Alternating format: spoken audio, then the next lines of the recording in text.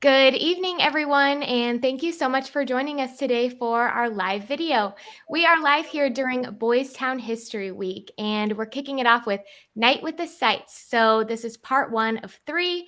Facebook and YouTube, LinkedIn, Twitter. We've got the lives going on all of our social platforms now. And we're going live with our Florida sites tonight and our other sites tomorrow night. So my name is Gabby. As always, I am your host, and I am joined here today with three wonderful guests who I will have introduce themselves here momentarily. But before they do, I want to remind everyone to give this video a thumbs up and make sure you leave a comment. Let us know why you're tuning into Boys Town History Week and what you're excited to learn about here with our Florida sites. So, with that, Margaret, I will go ahead and have you introduce yourself first. Thanks for joining. Sure. Greetings from Tallahassee. This is home to Boys Town, North Florida. My name is Margaret Ferris, and I'm the Director of Development here. Welcome. And then we also have Melissa joining us. Hey, Melissa. Hi guys, Melissa Parsons. I'm in Central Florida and so happy to be with you guys. Awesome. And then Daniela. Yes, I'm Daniela Mesquita here in South Florida representing our site tonight, and I'm the Development Director here. Awesome. Well, thank you for joining us, especially in the evening here. We really appreciate it. So we have several discussion questions we're going to go through today. And if you have a question for any of our guests or about the history of their Boys Town, Florida sites, go ahead and leave it in the comment section, and we can always answer them at the end if we have time. Okay, so like I said, it's History Week. So we're going to dive a little bit into the history of each site. So if you could please let us know when your site was founded and something unique about your site's history, that would be great. So we'll start with Margaret. Sure. So Boys Town, North Florida, we have the distinction of being the first site outside of Omaha to be founded. So we were founded in 1983. Next year, we'll be celebrating our 40th anniversary. So how we got started, why Florida, why Tallahassee? Legend has it that Father Hupp, who was Boys Town National's third executive director, this was in the 70s. And so this is when Boys Town was really looking to expand its family home teaching model outside of just Omaha. Yeah. And so apparently Father Hupp and a group of individuals up in Omaha were looking at the performance of child welfare in our country. In good old Florida, we ranked 48th out of 50. So we were, right at the bottom. And so as things evolved, he came to the Capitol, came to Tallahassee, and he spoke to the legislators here and was saying, this is how Boys Town can help solve the child welfare crisis in Florida. And so he presented the model. They liked it. They gave him some additional funding. So that was great. And when Father Hupp asked, where do you want us to set up shop? They're like, why not here in our own backyard? Why not here in Tallahassee? So that's kind of how Tallahassee came to be.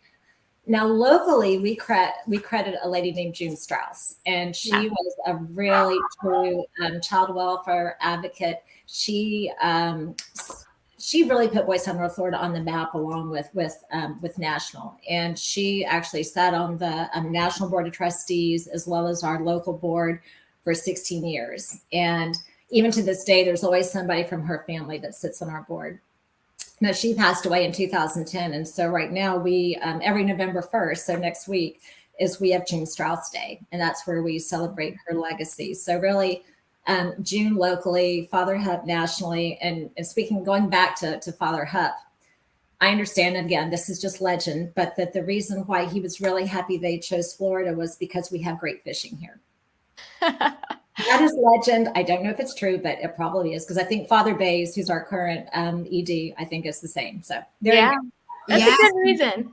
It is such a funny fact because we have a picture of Father Flanagan with a sailfish taken by the Palm Beach Bay area. And it is beautiful. It's a black and white, picture from the 50s. And it was one of the greatest places to fish. So that's why they came to Florida. There you go. So there you go. Fun fact. Yeah, there we go. That seems like a good enough reason to me. So I love that. Come to Florida. Awesome. Melissa, what about Central Florida? Yeah, here in Central Florida, thanks, Margaret, for kicking it off. That was great.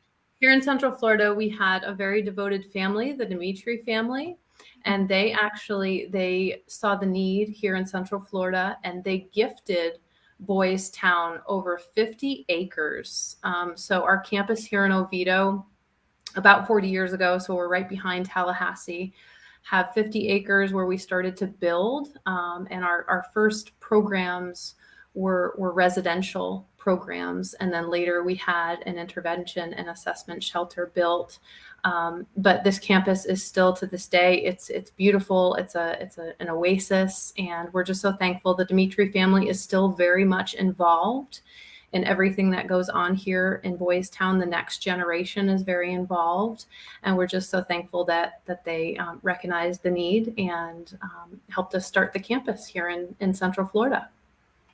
Wonderful. Yeah, you ladies are so blessed because here in South Florida, we do not have really kind of a family that embraced the cause right away. It was started in 1991, and they got some land in Delray, but that was never really developed. So they just sold that, and the office was always rented, in some places. We never really had a campus because all of our services are uniquely delivered out in the community. The only service that comes out of our building is the behavioral health clinic, the outpatient therapy. So here in South Florida, even though we are 30 years old, because of not having a campus, that history is kind of interesting and a little bit perhaps spread out through the county, because we were in one location and then 12 years later we rented in a different location, and 7 years later we went to this building off of Palm Beach Lakes in West Palm Beach. So that's been our main location for the past 7 years, and we have the intervention and prevention services mainly. We are on the intervention and prevention side of Boys Town model. Which is great because we don't really felt that there was a need for residential here in South Florida. However, we do receive, actually this weekend, there was a family on Facebook that contacted us about a child that had left the juvenile system, and the mom was really in need of some match with a residential program for her son. And so we connected her with, the Central and North Florida sites because of the residential programs that they offer. Mm-hmm. Yeah. And that's something I just think is so special and unique to highlight about our Florida sites, because it is, of all of the affiliate locations we have, Florida is the only one who has multiple locations within the state. So we'll definitely, as we go through these questions, get more into how they kind of work together as one Boys Town, as we like to say. So that's awesome. And it's such a good point too, to bring up that, you may message one of our Boys Town pages on Facebook or any of our social medias, and we can just as easily, get you in contact with any location to find you the services you need. So that's awesome. Okay, so next question here. Let's talk more about the evolution of your sites and their programs. So please describe how your site has grown and evolved over the years. Okay, I get to go first because we're back to North Florida. Yes. All right. So as I said before, we started with our family home program in 1983. So, where it's similar, like Melissa talked about her 50-acre campus, we have a little 10-acre campus that's on a nice cul-de-sac, but it began with one home. And so that one home, again, began in 1983 with a family home teacher called Pauline Patrick, she and her husband and her family. And so really, I kind of look at it through the decades. So every other year, beginning in 83, they built another house until we came to 5 houses. And that really is still where we are today. A few years ago, we talked about doing a 6th house, but then, COVID and everything else happened. So that just kind of got on the back burner. So we're still at 5. We have 3 boys' homes, 2 girls' homes, and our capacity is about 32 kids, which unfortunately is always full. But, there is that need. So we're happy to provide that. So that was really the 80s. It was the early 90s we introduced foster care. So we started with traditional foster care, doing traditional foster homes. That quickly transitioned to therapeutic foster care. And we still offer therapeutic foster care today. In fact, Boys Town, North Florida is the largest program provider of therapeutic foster care in our region, in the whole Big Bend region. So we're very proud of that fact and able to fulfill that need. If you then go to the 2000s, we have a new executive director. So ironically, I told you about Pauline Patrick, who was the first family teacher of that home, of our first home. She transitioned to be our first executive director. So once Pauline left, then it was Ken Bender, who we stole from South Florida. And so when Ken came up here to North Florida, he brought care coordination services, which is, again, one of our preventative programs. He brought that with him like in the early 2000s. So at that point, we had family home still running. We had our foster care programs throughout the community, our homes. He brought in care coordination services. And then after that, brought in another community-based program, which is called In-Home Family Services. And for those that are on the call that may not be familiar with that, as opposed to our residential, we have consultants that actually work with families in their homes, working with them on referral resources, anger management, different things, trying to keep them together and not having them displaced. So we're very proud of the fact that we kind of introduced those into our, umbrella of programs. So then once Ken left, we have our third executive director, Marcus Lampkin, who is still with us today. So it was in really 2017 that we introduced Common Sense Parenting. And again, this is something we offer to anybody in the community that needs parenting skills to help them cope and whatnot. And we still do that today. We are looking at expanding our programming next year with our Lift Together program. And I'm not going to go on about that because Daniela knows more about that than I do. But that's something we're looking as a One Florida to introduce next year. Awesome. That's it for me. You explain everything so thoroughly. Thank you. You're welcome. I know it's good that you're starting, Margaret. You're a good one to kick it off. And we've kind of followed in suit in Central Florida. So like Margaret just said, in North Florida, we initially started our residential and shelter, and we didn't offer those community services. Those were added later. So we started with the family home model, our residential homes here on campus, and we added those community-based services to include, like Margaret mentioned, the in-home services, the Common Sense Parenting, and then also our intervention and assessment shelter for emergency care. And we were guided by the needs of the community. So we're always looking to see what the children and families need locally. And that's when we take that next step. So we've been able to add those programs, and they've been great to reach beyond our campus, which is really exciting. That is super cool to hear, each one of our campuses there. Here in South Florida, we started with in-home family services, which Margaret explained a little bit about that parenting empowerment piece. We have those family consultants who they're considered kind of lifesavers for many of the parents that are going through crisis, but they are still on the edge of not calling the police, but they need some kind of mentor and guidance for them to be able to learn how to discipline their children in a positive way. So we have 24/7 help for them.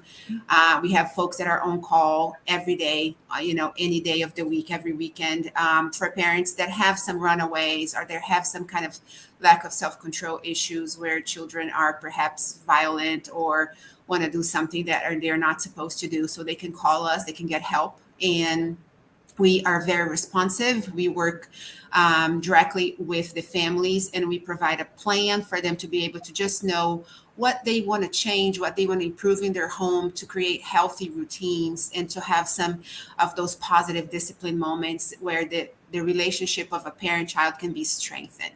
Mm-hmm. So that's in-home family services. We about 7 years later, we started with care coordinations with a big contract with the county, and we still have that contract. In care coordination services, it's pretty much coordinating a variety of services that's provided for a child that's suffering with mental health issues. So if a child has any kind of suicidal thoughts or intrusive thoughts or, want to harm self or others, parents sometimes oftentimes they don't know what to do, right? So who do they call? So they call us. Hopefully they are able to prevent those intrusive thoughts or any kind of action from ever happening. And some of the students and children, most of them are their teen years. They're Baker acted, and then they are referred to us automatically, either by their counselors, the hospital, if they come in contact with the police, which often happens, they are also referred by the police. So we go to the home, we talk to the parents about how we can have a safe plan for the child. And we also help them navigate the system of mental health, because now a child has to be referred to a therapist. Is there any kind of medication that they need to monitor? And really have a plan for that child to be reintegrated into their school, because by now school, any kind of social life has been highly impacted, and we want to make sure that child can be reintegrated in society and be accepted. So we are the voice, we are the advocate, and we work alongside school principals, judges, police, anybody that was part of that plan, safety plan for that child, to be able to reintegrate and reconnect them and have, again, a peaceful household with parents that are able to control the situation on their own. So we are with them for about 6 to 9 months for care coordination, and for in-home from 4 to 6 months. Awesome. And I know we just talked about, several different programs across all of our Florida sites. So I will make sure in the comment section of this video to link our website where you can go and see more in depth those programs, figure out if you want them for your family, how to get in contact and get those, and just to learn more about our site. So I'll make sure to link that. And thank you for all three of you explaining so well the different programs at our Florida locations. So kind of tying that all back. So for our viewers who, maybe this is the first time that they have learned that we have Florida locations. Sometimes people just think of the Omaha one and aren't familiar with all of the wonderful work our affiliate sites do. So for those viewers who might not be familiar, let's talk a little bit. How do your sites differ? I know we kind of mentioned it with the programs here, but. Yeah, and I can go first. And I would say we've all kind of talked about the different programs that we offer. And again, not just Florida sites, but Boys Town overall, New Orleans, Las Vegas, we all offer different programs. Yes. But I think a geography lesson. So you look at the state of Florida, we're pretty big. And if you go to South Florida and you go to North Florida, it's like you're in two different parts of the world. I mean, we've got hills, we don't have palm trees, it's just very, very different. So, it's a Tallahassee geography lesson. We're the capital. We're kind of tucked in the panhandle, of Florida. We are very rural compared to like a South Florida where you got a Miami and a Palm Beach, or even Orlando where Central Florida is. I mean, I'm from Orlando and we moved to Tallahassee 20 years ago. I'm like, oh my gosh, where are we? And it's just very different. And actually one of the zip codes that we provide services to has the highest poverty level in the state. And that's the 32304 zip code. So while Tallahassee is the capital and we're home to 2 universities, Florida State and FAMU, we've got the capital, we have legislators, there's a lot of transitional people going in and out. So what the hub of Tallahassee is pretty big and, pretty cultural. Around us are a lot of poor communities who we tend to serve. At the same time, we do not have a lot of big corporations in Tallahassee. We don't have a lot of foundations in Tallahassee. So if you look at the people that support us over the 40 years, it's a lot of individuals, and that's really the bulk of a lot of our funding here and support, which is good and bad. But the good part is we do have some great community partnerships here. We the local businesses, and I mentioned universities, as far as we have a lot of the students that will mentor our students. We just had the student athletes at FSU come out over the weekend, and we had 40, football players, tennis players, golfers, baseball players. They came out and did a big track or treat thing for our kids. So we're really, really lucky that we've got these great community partners where we are. But I think you'll just find when you hear from Melissa and Daniela, very different in terms of our area, our location. Yeah. Yeah. Yeah, and so here in Central Florida, one of the things that makes us unique and different is our emergency respite care and we'll take youth from ages 10 to 17 into our intervention and assessment shelter. And that is also right here on campus. We take both boys and girls, and those are youth that have experienced abuse, neglect, abandonment, or they've run away and they need a safe place. So the youth that are in the shelter are usually with us between 30 and 60 days. They're assessed. They're seen by our behavioral health, mental health professionals. We have people around the clock that are there working with them to try and figure out what their next best step is. And some can stay longer, which is kind of a benefit of having the shelter here on our campus. If they're a good fit for our residential program and we have an opening, then they might transition to our residential program if they don't have a home, a safe place to go back to, and they are a good fit. We'll invite them to the residential program, and they could stay here on campus with us for years, for as long as they need to. So I think that that's pretty neat that we have that here. Yeah.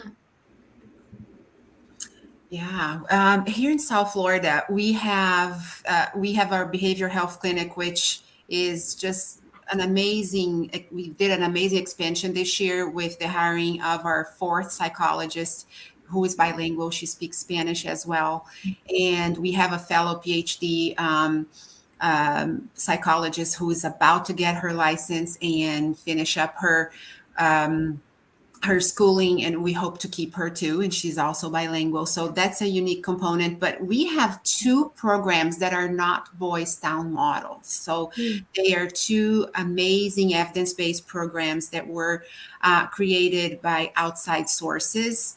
One is out of the Children's Institute in New York, and it is called the Parent-Child Plus. And it is a pre-kindergarten literacy program that helps 2, 3, and 4-year-olds.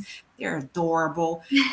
For low-income families, most of them, who don't have sometimes the English language as their first language. So there's a language barrier, so that there's that expansion of language learning, and then that parent-child interaction that is super valuable. So we have parent, a consultant who goes into their homes. They're called education liaisons, and they provide that parent-child interaction. They bring a toy or an educational book for them to do those interactions once or twice a week.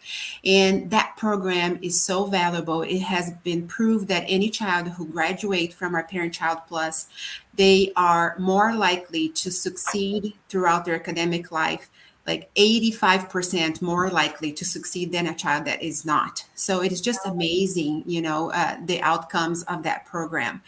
And then we have the primary project, which is offered at 12 elementary schools at our school district of Palm Beach County. And they have a para educator located they have like a playroom that is embraced by the school with a Boys Town employee who works at the school, and they assess kindergartners and first graders in order to help those that are having some issues getting interacted into school, getting adapted into that whole structure. So a lot of the kindergartners, they come in and they're still holding on to the front door, not wanting to get in, and they are, there's that parent separation anxiety. And then the first graders, sometimes they did okay during kindergarten, or they were just not really assessed. So they fell a little bit behind, and their social emotional are still not well developed for that grade.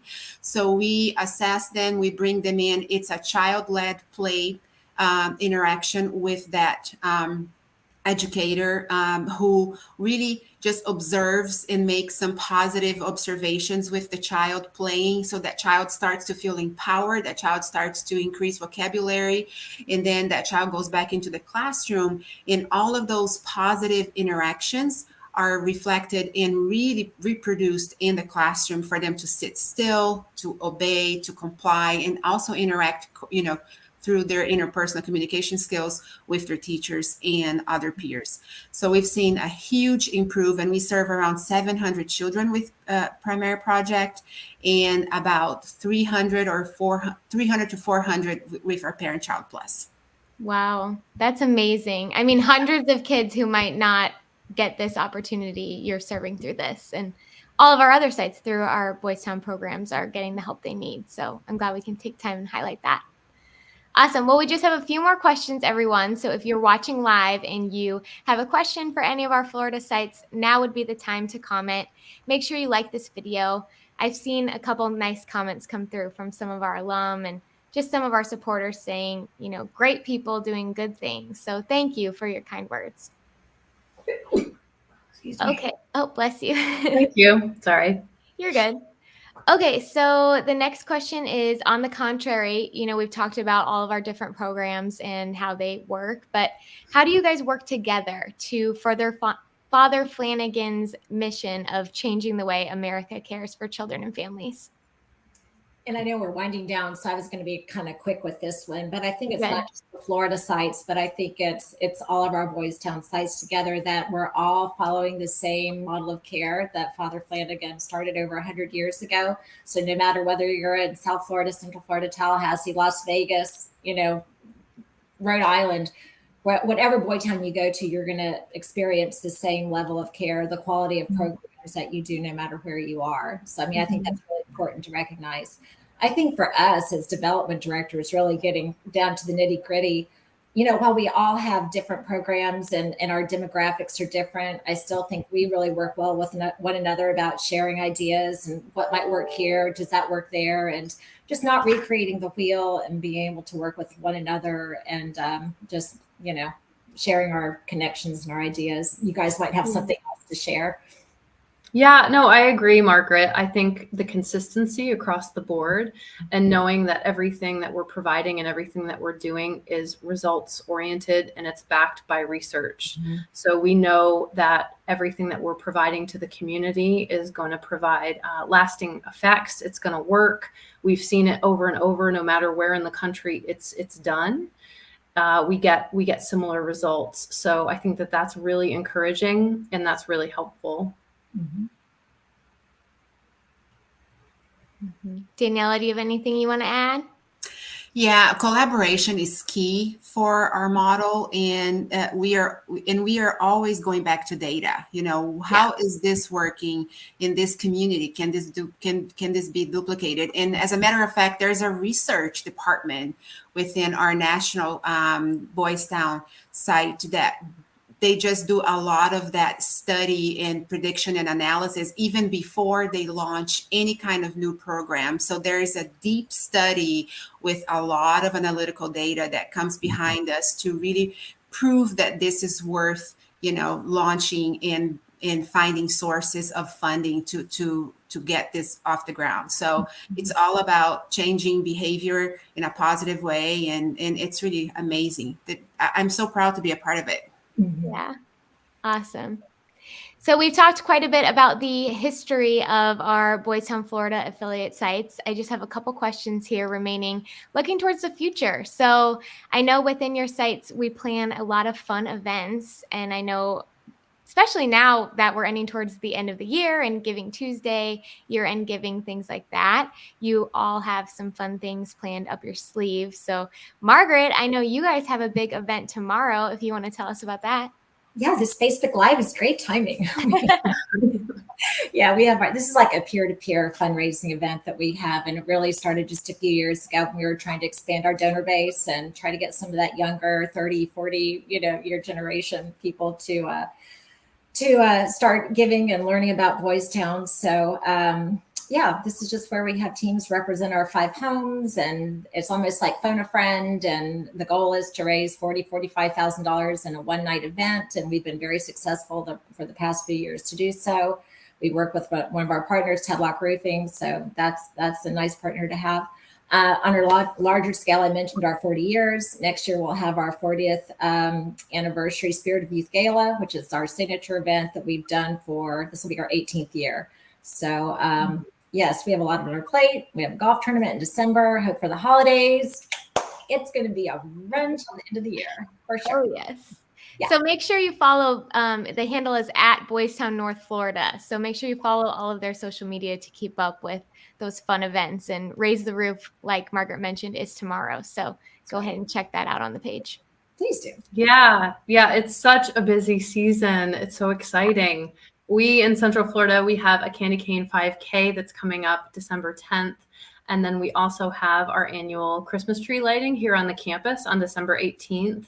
And the Christmas tree lighting is a unique opportunity to have people, we welcome all of our community partners and donors to see the residential homes and meet the youth and the families and really just celebrate the joy of the season together. And we're just so privileged to be here in such a generous community. So we're looking forward to both of those events and seeing all of our partners and friends. Awesome. Yeah, here in South Florida, we have our Grateful Give, which is a Thanksgiving campaign that we collect canned goods and food items for about 100 families at least, which means about 400 children, moms and dads, will be having, Thanksgiving with dignity and a nutritious meal. And we have partnered this year with Family Church West that are going to be donating some of those items for the list of all the fixings for the meals. We are very excited to do that. The distribution is going to be on the 19th of November. And we also have our Giving Tuesday campaign. It's 2 weeks long. We start on the 15th of November and we go all the way through Giving Tuesday day, then 29th. And we have to identify our champions. This next week is the time to recruit. We have already 4 or 5 confirmed, some of our board members. The little 9-year-old, or she's 8. I think she's 8 or 9. Zoe, she is our executive director's daughter. She's our youngest champion, and she raises a ton of money. She's kind of she's gonna be me one day for sure. And so she used to vote. Yes, she used to do that for North Florida. So we stole Zoe, and we are super excited to have that. So that's some of the fun things that our community can get together and support our mission. Yeah. And we have, like I said, all this info on our website. So I'll link each of those fun events coming up that they all discuss. So you can, check out the details, see if you can make it in person. Okay, so we have one more question. And this one, like I said, we've reflected on the history of the Boys Town, Florida sites during Boys Town History Week. But let's talk about the future. So I'd love to go around and hear each of yours hopes for the futures for, the next 100 years of Boys Town. Yeah, and I was thinking about that too. And Daniela, you touched on it. And I think it's just the forward thinking that we receive from the research hospital and the things that doing at Boys Town National and how that trickles down to the site. So everything we offer is always fresh and evidence-based, and we're always looking at trends and staying on the forefront. And I think that's, attributed to our longevity. And so, yes, we've been here 40 years and, we want to be here 40 years plus. And I think that will happen because we get that support and we get that forward thinking from Boys Town National. So I'm really proud to be part of this organization. I've never worked for one like it. I really have not. Yeah. Yeah. And I'd say for us here, I totally agree, Margaret, to reach more children. So I know with all of our different community-based programs, that's kind of what we're listening to the community and see what the needs are for the community. But as Daniela mentioned, mental health is a huge issue for our youth.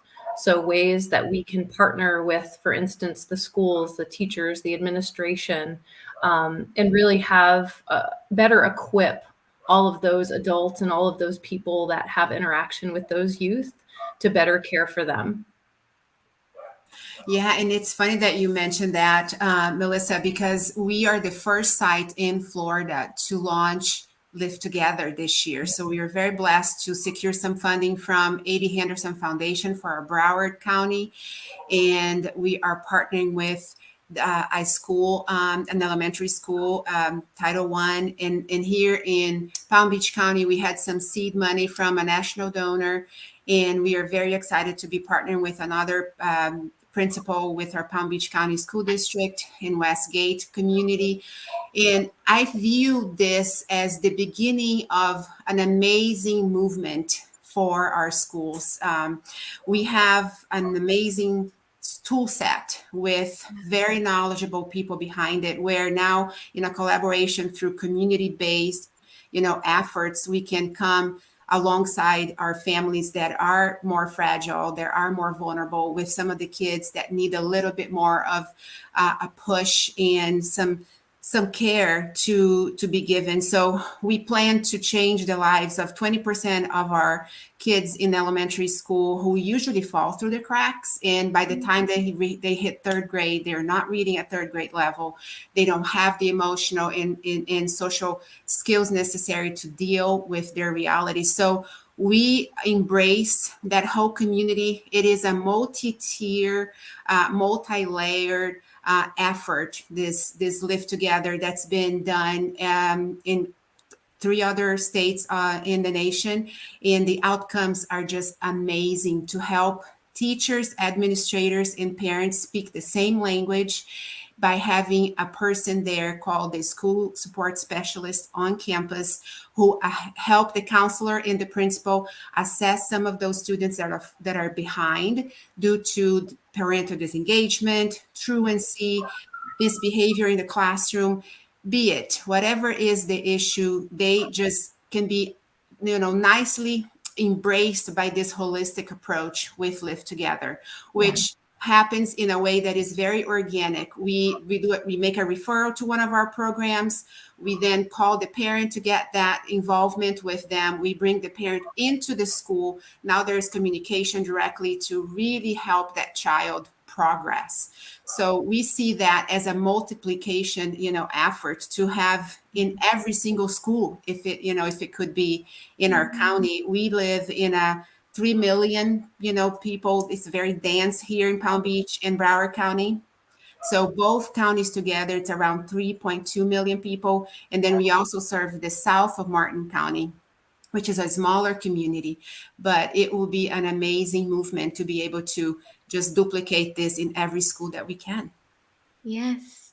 Yes. I love it. I love everything all of you said. And, to watch this as a Boys Town supporter and to know that, every dollar that you give is being given towards advancing all of these things that we talked about and really building on Father Flanagan's dream that he laid down over 100 years ago. So thank you so much, ladies, for taking time to spotlight your Florida location. It has been really a joy and a great opportunity to learn more during Boys Town History Week.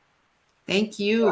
Thank you. Yes. So make sure everyone watching that you tune in. We are going live 3 times tomorrow, actually. So we'll be live at noon Central Time with Father Bays and Margaret Bocek to talk about the history of advocacy at Boys Town, because October is Youth Justice Action Month. So we're kind of tying that into History Week.